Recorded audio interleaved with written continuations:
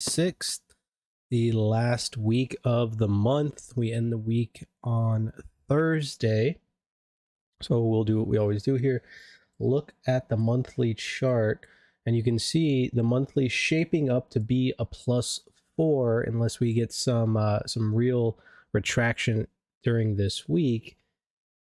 Looking like we're going to end the month with a continuation of one time framing higher. Now, with that being said, we can see that the previous month high, right? We're still monitoring that. That is that 49.57 quarter that we've been talking about. But let's do some theorizing, if that's a word, here on the monthly. If we finish relatively at this range, let's say this week we don't get much and we get a close somewhere around here, this 50.50, 51.01.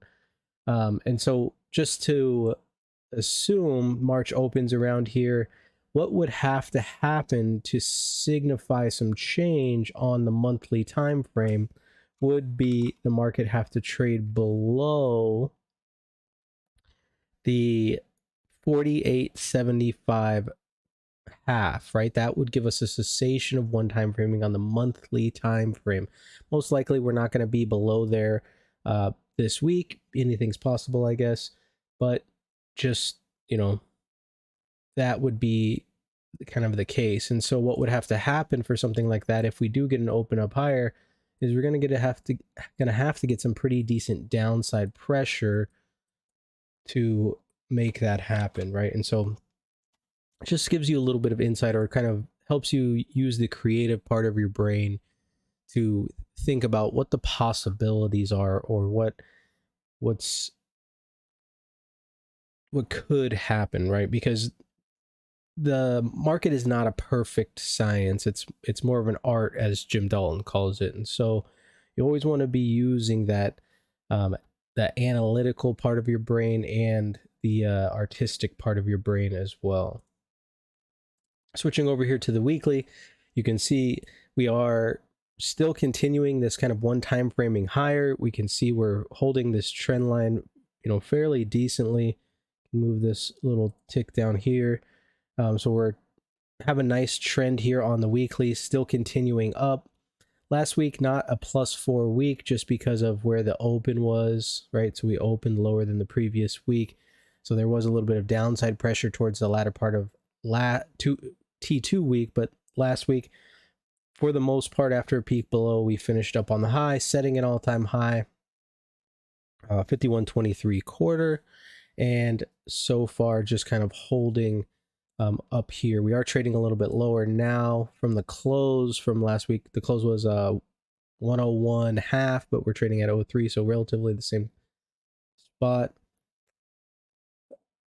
And we'll just kind of continue to monitor this trend line. I think that's basically the most important thing on the weekly chart here. And then if we are going to get a cessation of one time framing, it's going to have to be below this previous week. And honestly, you really could, even though we did get kind of a peak above, we have this 2-week balance that we talked about. And so now we've got kind of this peak above.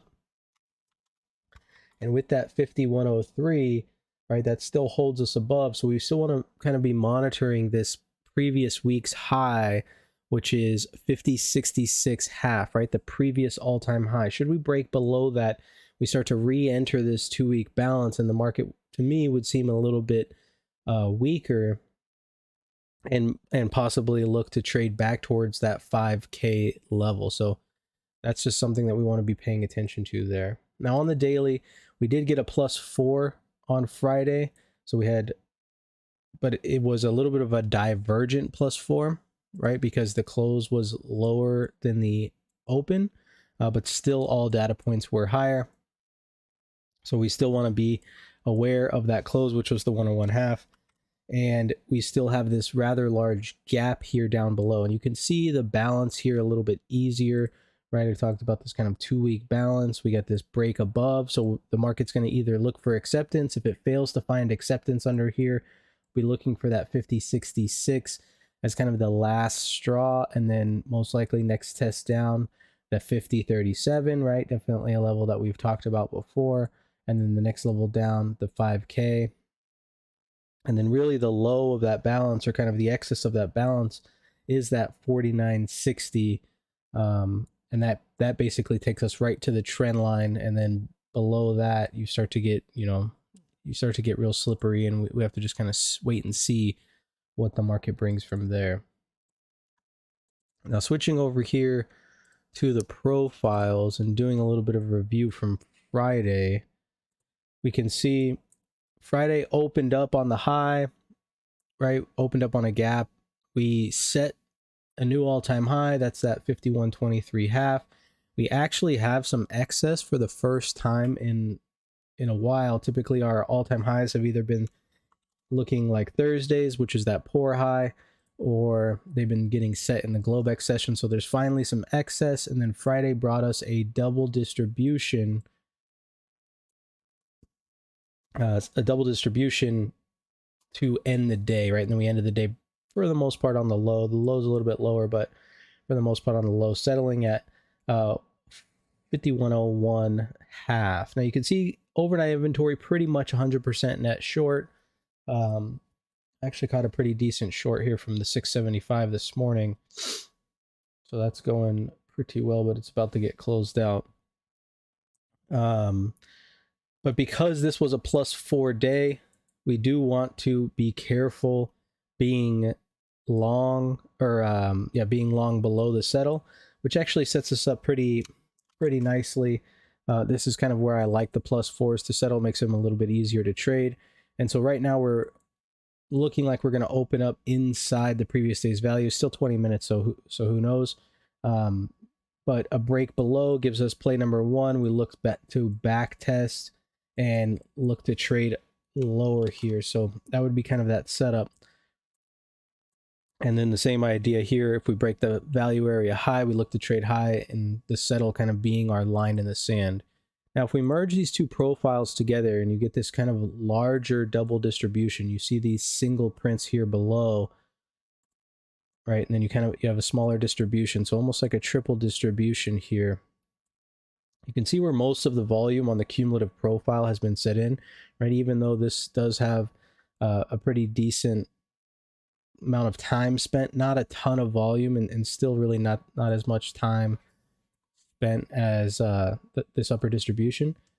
And so what we're looking for, and similar to Friday, is if the market does get this break below value and can't break below these singles, even though it did test them in the Globex session, if it can't break below these singles, then we really want to be cautious with the shorts, because that's really telling us that there's some short inventory that's still offsides and still needs to cover, keeping the market in this balance.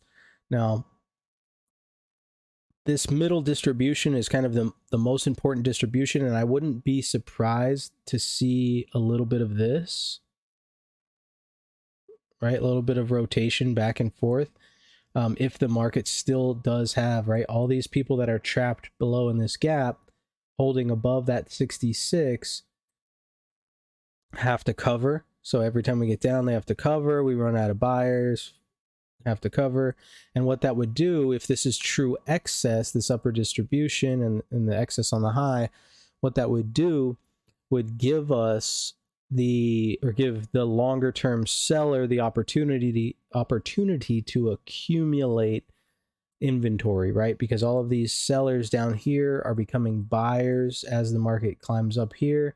So he's absorbing those as sells, right? And then all the short time frame traders also jumping in, gives him the opportunity to gather on with some size.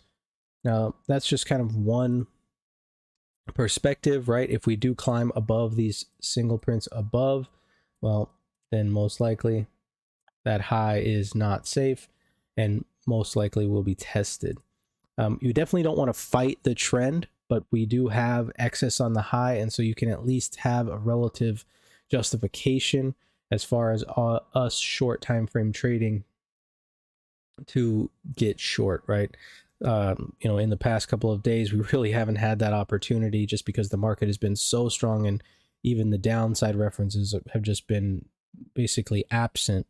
So we haven't been doing that. But today there actually is some opportunity to possibly look to short the market. Now, as far as the plan goes, right, we'll break this down so it's a little bit more clear. We have the distribution from Friday, and then we also have a couple key levels,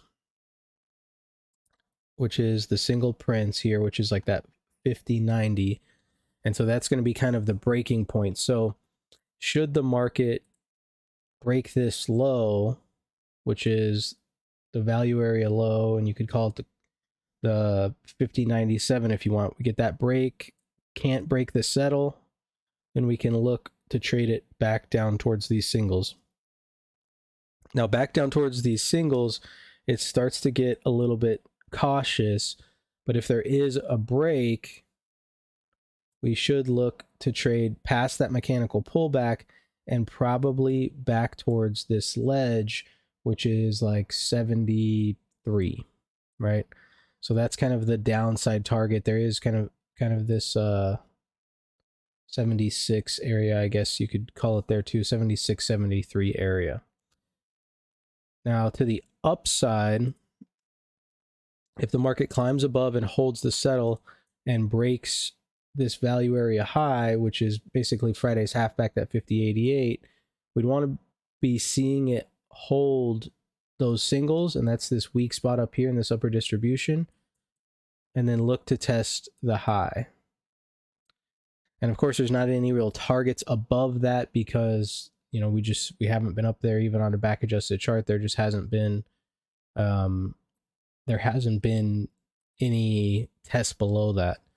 Now, there is a cautionary long here below the +4, even though, right, like we've said, below +4 gets a little bit dicey, and that's why I'm calling it cautious. If we come down here and fail to break the low, so if we fail to break the Globex low on a bid down, then there is a chance to return to those singles.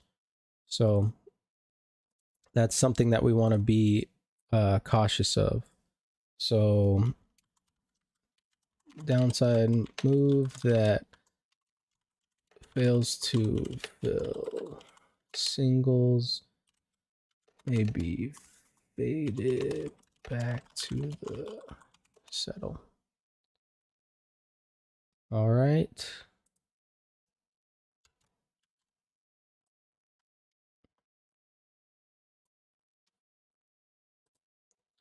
But other than that, you guys have a wonderful day. Make sure that you're managing risk and sticking to your trade plan, and I will see you guys tomorrow.